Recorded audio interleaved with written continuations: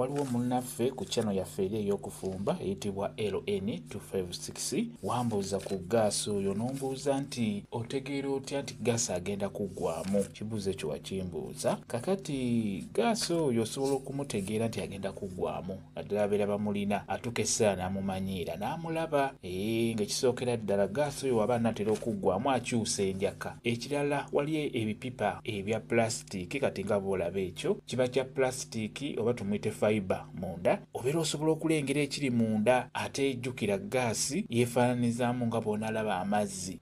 Gaasi oyo munnange alinga amazzi ng'obadde omulengera munda. Era bw'oba olina plastic bottle ya gaasi nga bw'olaba eyo, bw'oginyeenyanyeenya era obeera olabira ddala ng'amazzi ageesuukunda ng'obadde eccupa eya gaasi ng'obadde oginyeenya kati nga bw'olaba awo. Era singa weetegereza nnyo ka vidiyo kano nyagadde nkabalage bulungi, osobola olaba ebintu ebyenyeenya munda ng'amazzi.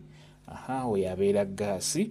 Kati bw'oba ng'olina plasitiiki ng'eno yo ebeera ekulaga buli wamu waba atuuse.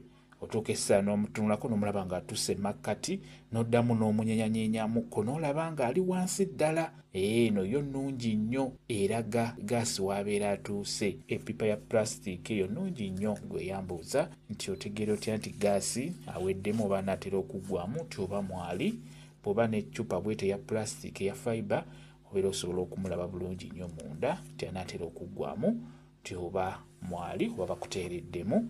Kyekyo mwebale kubeera ku channel yaffe eyitibwa Kyayiti YouTube channel yaffe. Kyembasaba mugende mu maaso n'ogyegattako mubeere bulungi. Mweraba.